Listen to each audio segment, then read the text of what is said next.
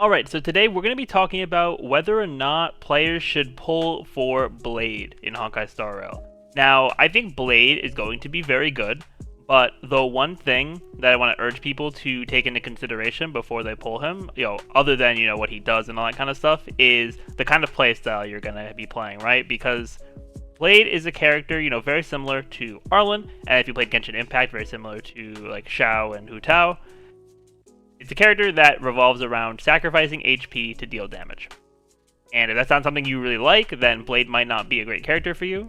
But if it's something you'd be willing to try, or like you would like, then Blade might be a pretty good option for you. But I'm going to be going over his kit and showing all the things he can do. And yeah, we're going to get right into it. So if you want to see more of this kind of content for Honkai Star Rail, definitely be sure to leave a like, comment, subscribe to the channel, and ring that notification bell. So starting out with Blade's normal attack. So his standard normal attack is nothing crazy, just deals wind damage to a single target. He also has an enhanced normal attack, which consumes 10% of Blade's max HP, and deals wind damage equal to the sum of a percent of his attack stat and a percent of his max HP to a single enemy. And then it'll also deal damage equal to the sum of a lower percent of his attack, but that same HP percentage, to adjacent targets. So, yeah, he gets the sort of AoE from the enhanced basic attack. Then we're going to get to his skill, Hellscape. When he uses his skill, Blade will consume a percentage of his HP to enter the Hellscape state. And during this state, he can't use his skill again. It lasts for 3 turns, and it will not only enhance his basic attack into Force of Swords, but it will also increase his damage by a percentage. So you're definitely going to want to have that Hellscape active, so you can have that increased damage as well. And thankfully for these characters that sacrifice their HP, if you're at a point where like you're really low HP, but you want to use the skill, but you don't have like the percentage that you need, it'll bring your HP to 1, so you'll still be able to take advantage of the skill, and then hopefully after that you'll be able to heal. And then also the skill doesn't regenerate energy and does not end the current turn, which I'm pretty sure means that when you use Hellscape, you're going to be able to attack with Force of Swords right after, which is really nice. So you can basically buff yourself and then get that damage in. So I think he's also going to work well with like Bronya, Tingyun, and Yukong. Those like really good support characters, especially Bronya, because Bronya will increase his damage with her skill, then he can use his skill, and then he can do a really strong Force of Swords attack. Then we're going to go on to his ultimate. So his ultimate sets his current HP to a percent of his max HP, and deals damage equal to the sum of a percent of his attack, a percent of his max HP, and a percent of the total HP he lost prior to the ultimate in the battle. And it also deals wind damage equal to the sum of a smaller percent of his attack, smaller percent of his HP, and smaller percent of the total HP lost in the battle to adjacent targets. So his ult will hit the adjacent targets as well, which is very nice. And after the ultimate's used, the HP he lost in battle is reset and reaccumulated, and there is a maximum based on a percent of his max HP that you can get back from this healing. So he does have some self-sufficient properties, which is really good. I think it's going to be really helpful for him to be able to take away his HP and then get it all back with his ultimate. Although I definitely can see in harder content it being a bit more complicated than that. So I do think pairing him with a good healer, someone like Olocha or Bailu or Natasha, would definitely be helpful in case the enemy attacks Blade. And since Blade is a destruction character, he's going to be he has a higher taunt value, so he's going to be targeted more often. So he will benefit from having a good healer. I think preservation characters will also probably have some kind of synergy. I don't know how much for Fire MC, because Blade, like, it's not that Blade doesn't want to get hit, like he definitely wants to get hit to like boost the amount of damage he's taken, but he is also, even if he doesn't get hit, he's still also taking down bringing down his HP with his skill. So then that is the ultimate. I definitely think it's going to be very solid for him for sure. Then we're going to go down to his talent. So his talent, Shuhu's Gift. When Blade's HP is lowered, he gains a stack of charge, which lasts for 3 turns, and you can get up to 5 stacks. And when an opponent, when you take damage from an opponent, each attack from your opponent can only get 1 stack. Because I think they put that in there because some attacks are like multiple strikes within a single attack, but it'll only give him 1 charge per attack. Then when you hit the 5 charges, Blade will do a follow-up attack, which will deal wind damage equal to a % of Blade's attack plus a % of his max HP. And this follow-up attack will also restore Blade's HP by a %, which is definitely nice.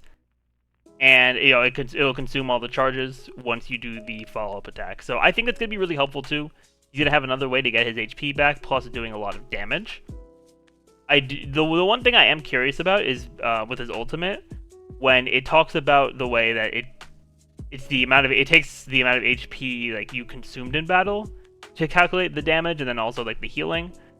I'm interested to see that like if healing and if you're using the ultimate, revert that number to 0, or if it just maintains that number and just keeps going up. I'm interested to see how that works for Blade. I'll definitely have to try him out in like the trial run and whatnot.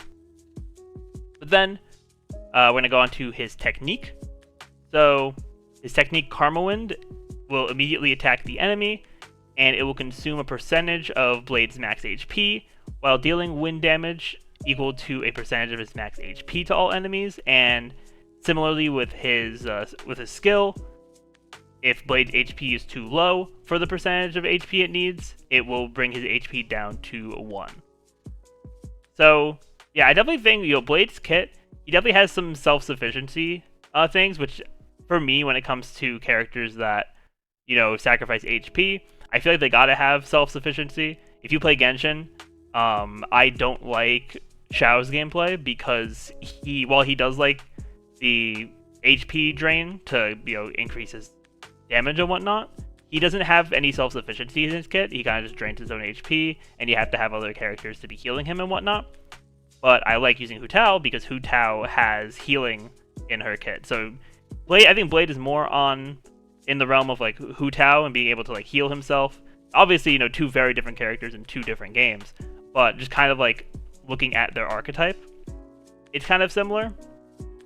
But yeah, I definitely like how Blade's kit is it's cohesive, it's very self-sufficient. I think he'll benefit a lot from support units, like I said, Bronya, Tingyun, Yukong, and we're all getting a free Yukong in 1.2, so anyone who's getting Blade, and they can build up their Yukong and be doing a lot more damage, because Yukong can boost like crit rate and crit damage with her ultimate. She'll increase just like, I think it's either attack or regular damage with her skill. So yeah, I think pairing her with Blade is going to be very good. Also, just having a good healer with him as well. But then lastly, let's go down to his major traces. So the first major trace at Ascension 2, when Blade's current HP is 50% of max HP or lower, incoming healing increases by 20%. So that's going to be good to keep your Blade healthy, so you can keep sacrificing your HP and getting more damage in. Yeah, I think Blade is also with this going to work really well with Locha specifically. Like, I think every healer is going to be great, but if you have Locha and you're thinking about pulling Blade, I think those two are going to have some really good synergy. Then, his second major trace at Ascension 4. When Blade hits an enemy with Weakness Break using Forest of Swords, he'll restore HP by 5% of his max HP plus 100. So yeah, whenever he hits a Weakness Broken enemy with the enhanced basic attack, he'll get some HP back, which is also very nice. Again, improving his survivability so he can keep sacrificing his own HP for damage. And then Ascension 6, his last major trace, Cyclone of Destruction. Damage dealt by the talent's follow-up attack increases by 20%. So yeah, this attack, which I think would probably be pretty good already, the Shuhu's Gift follow-up attack, you're going to get 20% more damage on it, which I think is going to be pretty huge. Especially if you're able to get those charges up very efficiently from sacrificing HP, getting hit, all that kind of stuff. And plus with him being Destruction, he's going to get hit more often than a good amount of the characters in the game. So I think, yeah, I definitely think his kit is really good. Again, I'm personally not going to be summoning for him, but if this is a playstyle that you want to use in Star Rail, and or if Blade is a character that you're just like, oh my god, I gotta pull Blade, I definitely think he's going to be very good. He's going to be able to help out a lot of people.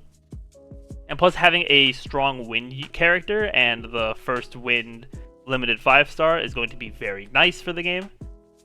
But yeah, that's really all I have about Blade.